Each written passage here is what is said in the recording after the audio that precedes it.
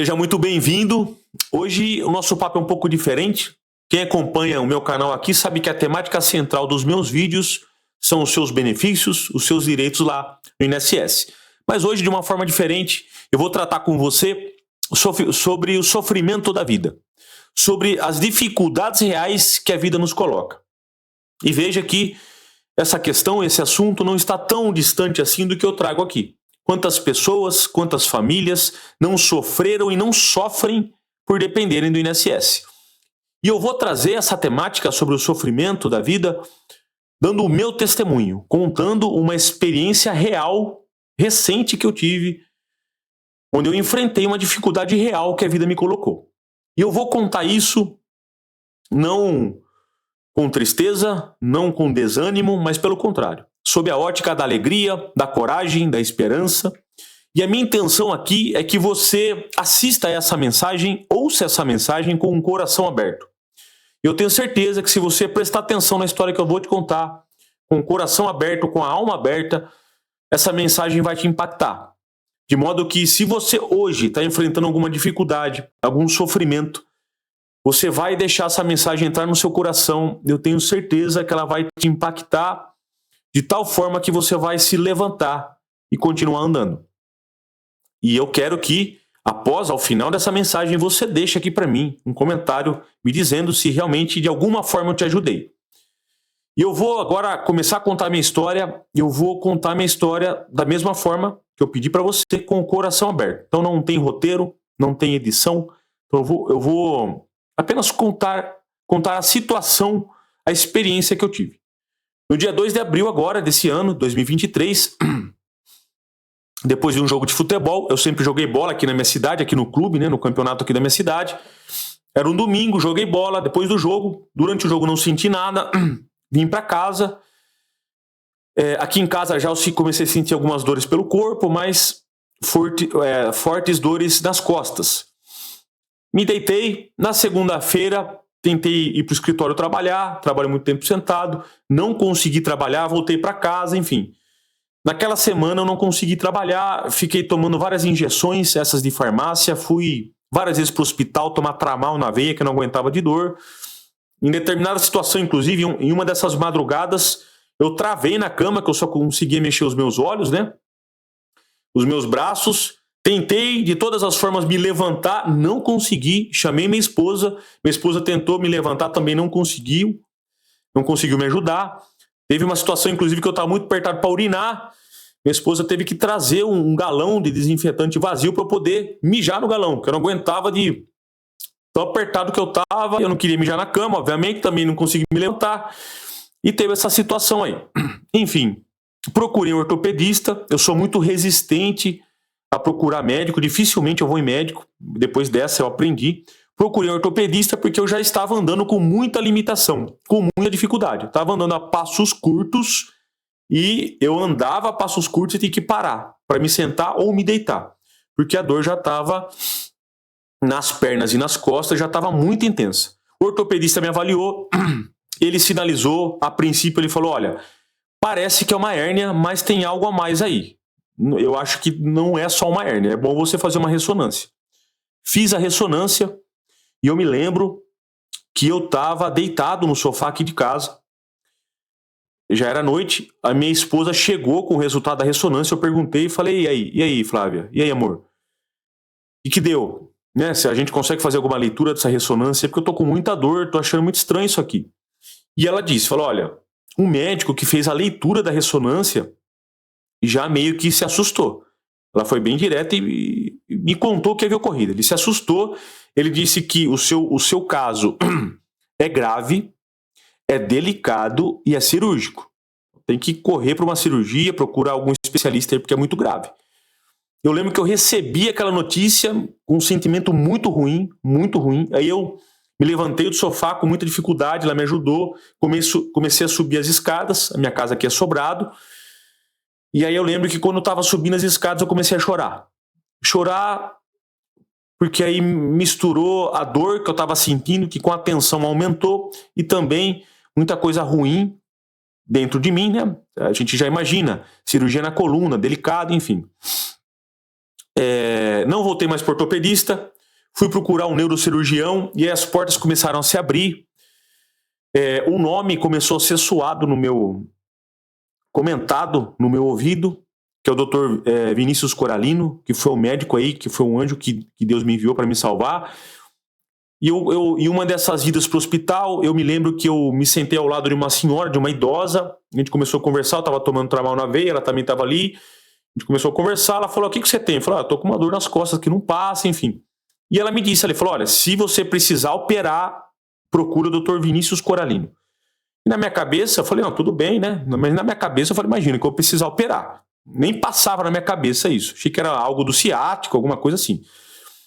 E além dela, outras pessoas, antes até de eu tomar a consciência que eu precisava fazer algum tipo de cirurgia, que era algo mais grave, me falaram esse nome, e aí eu tentei agendar uma consulta com ele. Ele estava aqui, ele está em Jaú, na minha cidade, só que ele não é daqui, ele é de fora, enfim, não consegui agenda. Aí o meu cunhado conseguiu um contato com ele, mandou minha ressonância para ele, ele viu que era algo grave e consegui agendar a consulta. E eu estava ali na consulta com o Dr. Vinícius. Cheguei na consulta, eu me lembro que eu entrei na sala, ele estava assim, prostrado, né? Ele sempre recebe os pacientes em pé. Ele me deu a mão e falou, e aí, Rafael, como que você tá? Eu falei, doutor, não tô muito bem não. Com muita dor e eu quase não consigo andar. Ele me disse o seguinte, falou, olha, senta aí, vamos conversar. Eu me lembro que eu olhei, tinha duas poltronas, uma maiorzona e uma poltrona pequena, preta, menorzinha, e eu lembro até isso eu calcular. Falei, se eu ficar na poltrona maior, as minhas costas, a minha dor vai aumentar. Eu lembro que eu sentei nessa poltrona menor, preta, ele me fez algumas perguntas, me examinou, e ele começou a falar. Eu lembro que quando ele começou a falar, e esse tipo de médico, eles estão acostumados com cirurgias delicadas, né? Tumor em cérebro, cirurgia em criança, então eles são bem diretos, são bem transparentes. Ele começou a falar tudo o que estava acontecendo comigo. E eu lembro que quando ele começou a falar, parecia a sensação que eu tinha que eu não estava ali. A sensação que eu tinha que realmente eu estava num pesadelo, que a qualquer momento eu ia acordar e ia respirar aliviado. Mas aí, em dado momento, eu percebi que não, que eu estava ali, que eu estava ouvindo o que eu estava ouvindo.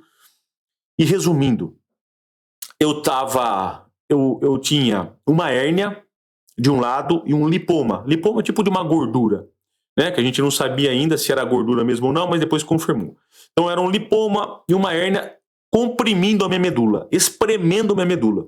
Por isso que eu estava perdendo os movimentos das pernas. Né? Então estava espremendo a medula, você sabe que ela é permeada por nervos, né? Então, dependendo de como andava, da posição que eu ficava, doía mais, doía menos, enfim.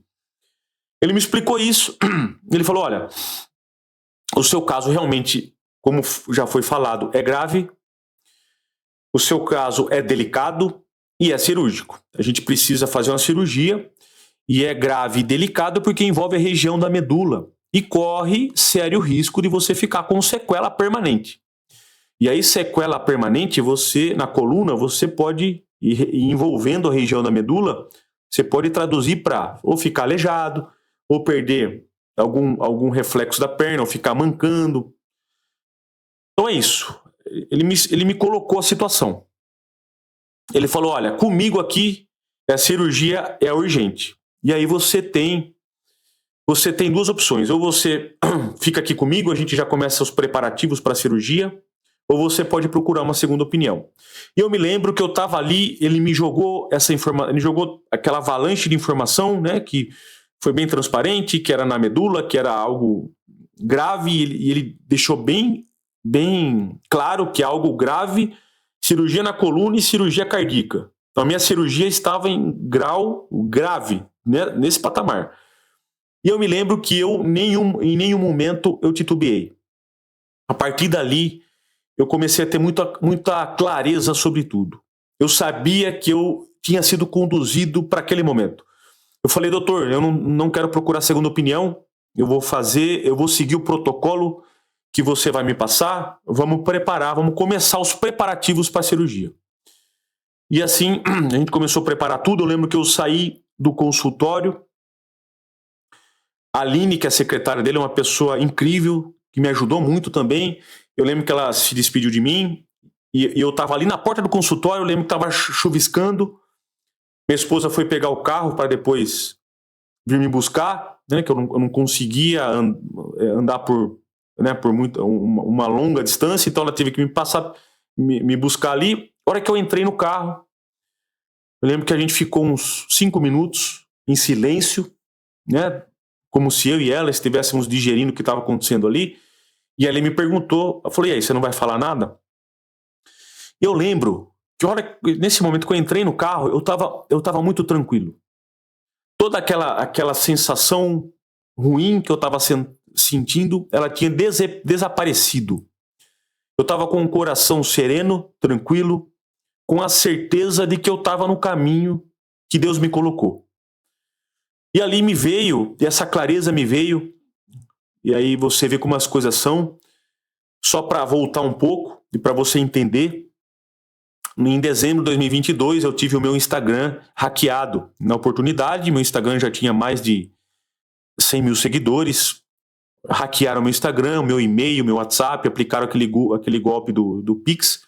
Muitas pessoas caíram nesse golpe. Eu me lembro que nessa situação, eu enfrentei essa situação, eu fui muito fraco ao enfrentar essa situação. Eu fiquei em estado quase depressivo, até que as coisas se resolvessem. E depois que tudo passou, eu comecei a orar.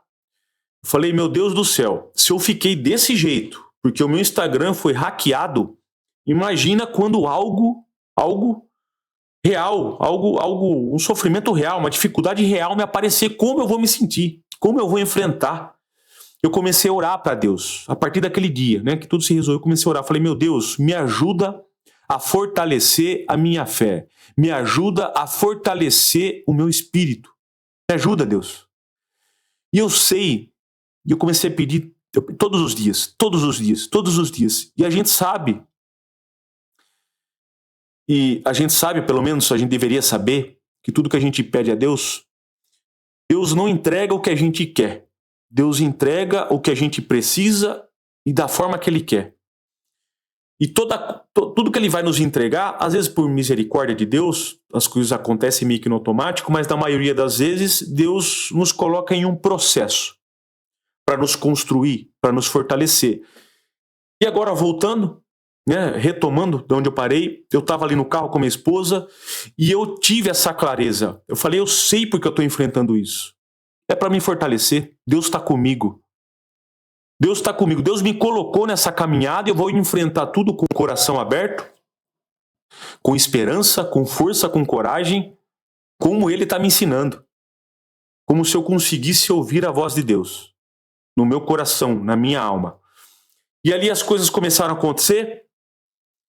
Eu lembro que a gente chegou, nesse mesmo dia que a gente saiu da consulta, a gente passou na farmácia para comprar alguns remédios. A minha mãe e a minha irmã estavam esperando a notícia, o resultado ali da consulta, o parecer médico. Minha esposa já tinha contado. Eu lembro que as duas me enviaram mensagem enquanto eu estava no carro, esperando minha esposa comprar os remédios. Eu recebi as mensagens e eu tenho essas mensagens. Eu lembro que eu respondi. Então não foi algo que eu pensei depois. Eu estava em paz naquele momento. Eu respondi para as duas. Falei, aconteceu isso, é grave, é delicado, tem risco de sequela, mas eu estou tranquilo. Eu estou tranquilo. E aí a gente chegou em casa, a gente passou a pegar minha filha tem 2 anos, ela estava com febre aquele dia, eu me lembro de cada detalhe daquele dia que a gente chegou em casa e as coisas começaram a se desenrolar, só que foram momentos difíceis, obviamente, porque eu fiquei por várias semanas andando só o necessário. Só para você entender a gravidade, eu não conseguia fazer nada sozinho. Se eu ia até o banheiro, eu precisava chamar minha esposa para me levantar da privada. Quando eu iria me trocar, eu precisava da minha esposa para me colocar uma cueca. Eu não conseguia. Eu estava quase que num estado de invalidez, realmente. Precisava da minha esposa para tudo. Então, eu fiquei por muito tempo no andar de cima aqui da minha casa, minha esposa me levando comida, cuidando de mim. E aí você vê que o amor O amor realmente, ele é feito de obras, não de palavras bonitas, não só de palavras bonitas, nem de músicas cantadas, enfim. É feito de obra. O amor é ação. A minha esposa parou praticamente a vida dela para cuidar de mim, né? Então eu não conseguia mais ir trabalhar, eu fazia só o necessário pelo celular, não conseguia ir para o escritório.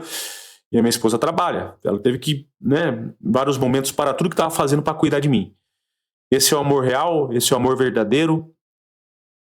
E foi uma dificuldade real, porque a vida me colocou, né, em várias situações do dia a dia. Por exemplo, eu ficava deitado na cama, a minha filha, que tem 2 anos, vinha ao lado da minha cama, né, falava: papai, brinca comigo, papai, me pega no colo, papai. Eu não conseguia. Eu falava: o papai tá dodói, o papai tá doente. Minha esposa falava: o papai tá se recuperando, ele tá sarando. O papai não consegue brincar com você agora. E não foi um dia, né? Foram semanas dessa forma. E aí eu me lembro que a minha filha, que só tem 2 anos, ela assimilou tanto a mensagem que todos os dias, depois de um tempo, né? Quando minha esposa preparava ela para dormir, colocava ela no chão, ela vinha correndo do meu lado, dava um beijo, me dava um beijo e falava: papai, boa noite, você vai sarar, viu? Você vai sarar. E essa situação, obviamente, que cortava meu coração, mas Deus é maravilhoso, Deus sabia o que estava acontecendo. Essa batalha, ela me foi preparada, né? Deus me colocou nessa situação. E a partir daquele momento, em nenhum momento eu me desarmei, em nenhum momento eu fiquei na cama imaginando besteiras, imaginando o pior, desanimado. Pelo contrário, eu me ocupei com coisas elevadas. Eu orei muito, rezei muito terço.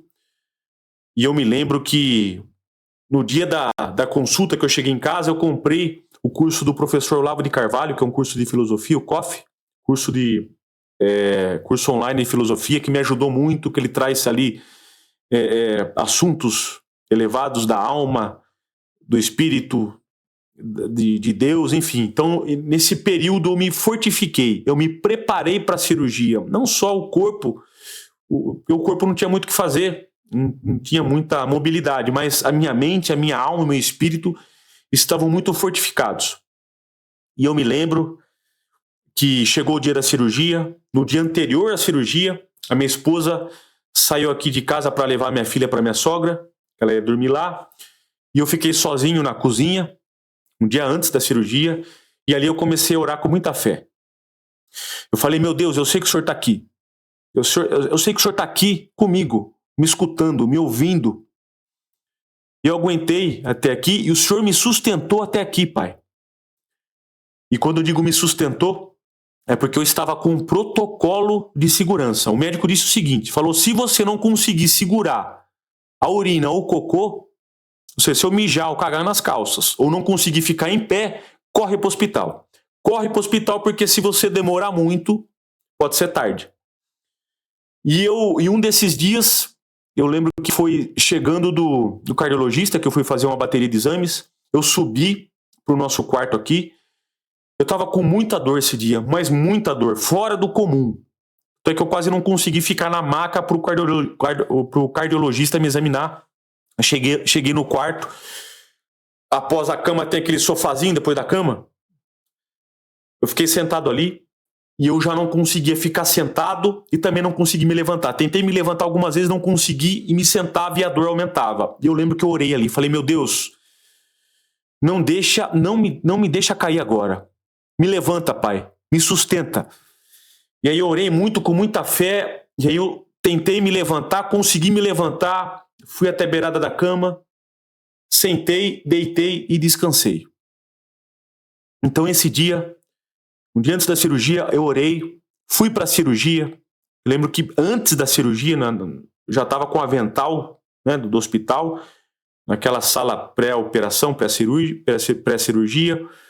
E ali eu estava tranquilo, meu espírito estava tranquilo, eu entreguei a minha vida a Deus. Eu entreguei, falei: Deus, eu estou aqui, faz o que tem que ser feito, o meu papel eu fiz. Eu acreditei, estou acreditando, estou entregando tudo a ti, me sinto forte, corajoso e com esperança. Faz o que tem que ser feito. A cirurgia foi realizada. Eu acordei da cirurgia muito mal, tremendo muito, com as minhas pernas tomando muito choque, porque o meu corpo foi todo mapeado por agulhas e cada agulha disparava um choque. Isso servia para o médico, para o cirurgião, quando chegasse algum nervo que ele não poderia tocar ou lesionar, esse choque avisava, como se fosse um alarme. E por muito tempo o meu corpo ficou, acho que foi 7 horas de cirurgia, meu corpo ficou tomando choque. Então eu acordei muito mal com as pernas, acho que meu corpo assimilou as pernas, os pés tomando esse choque. Eu lembro que eu acordei, chamaram o médico fez os exames, e ele veio assim, no meu ouvido falou: Rafael, fica tranquilo. Fica tranquilo que a cirurgia foi bem sucedida. Ele falou isso. E aí, o pós-cirurgia, obviamente que não foi bom. Eu estava com um corte grande nas costas, né, que eu tive que tomar vários pontos. Então, estava com um corte grande que eu não conseguia também, não tinha muita mobilidade, nem andar muito, com muito choque. Fiquei várias noites sem dormir, porque eu estava tomando esse choque, eu não conseguia dormir. Toda vez que eu pegava no sono, eu tomava um choque e acordava.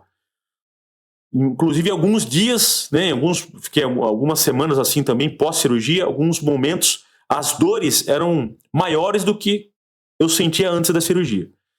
E aí as coisas foram se encaixando, eu fui ficando com o físico mais forte, né? Esses choques, à medida que eu fui tomando remédio, me exercitando, foram diminuindo, foi tudo voltando ao normal. Hoje eu estou quase 100% normal. A cirurgia foi no começo de maio, a gente está em novembro, ainda não estou 100%, estou quase 100%, graças a Deus, mas já voltei à academia, vou voltar a jogar bola. E o que eu queria passar para você aqui é que se você está enfrentando alguma dificuldade, algum sofrimento real, eu não estou dizendo aqui dificuldade do dia a dia, né, contratempos, dificuldade real. Eu sei que muitos de vocês estão enfrentando um sofrimento muito maior do que o meu, do que eu contei aqui, do que eu relatei para você. Mas o ponto não é esse. O ponto é que a vida vai nos colocar invariavelmente diante de dificuldades reais. E não importa o que acontece com você, as dificuldades que a vida te joga, não importa. O que importa é como você reage a esse sofrimento, como você se comporta, qual é a sua postura diante de um sofrimento real. Se você abaixar a cabeça, se você enfraquecer o espírito, se você enfraquecer a alma, dificilmente você vai conseguir se levantar. Agora, se você respirar, se você orar com muita fé, se você pedir a clareza, se você pedir para Deus, me ajuda a entender o que está acontecendo, Deus, me traga clareza, qual é a mensagem, para onde eu vou, você vai se levantar. E agora, recentemente, a nossa filha de 2 anos recebeu um diagnóstico. Ela tem um problema cardíaco, ela tem 3 defeitos no coração. Ela vai ter que passar por uma cirurgia cardíaca tradicional, uma cirurgia cardíaca. Ela só tem 2 anos. Você acha que depois de tudo que a gente passou aqui em casa, que eu passei, minha esposa passou, a gente está enxergando essa notícia da minha filha como? Com desânimo, com tristeza? É claro que não. A gente está enxergando com alegria, com força, com coragem, com esperança. Alegria porque Deus está nos mostrando a cura. Essa cirurgia, esse problema, se fosse descoberto mais para frente, já poderia ser tarde. E Deus está nos entregando. Está aqui, ó, sua filha tem isso, vai resolver. Então, meus amigos, não importa o que você está passando. Não importa. Saiba que você está numa missão, você está num processo para te fortalecer, para você se elevar. Eu espero que essa mensagem tenha alcançado o seu coração, alcançado a sua alma, que você tenha prestado atenção com o coração aberto. Depois eu quero saber, agora ou depois que você se levantar desse sofrimento, me conta aqui nos comentários depois se de alguma forma eu te ajudei ou eu toquei no seu coração. E a minha intenção aqui era essa. É abrir o meu coração para você receber essa mensagem aí. E eu espero ter, de alguma forma, te ajudado. Grande abraço, fique com Deus.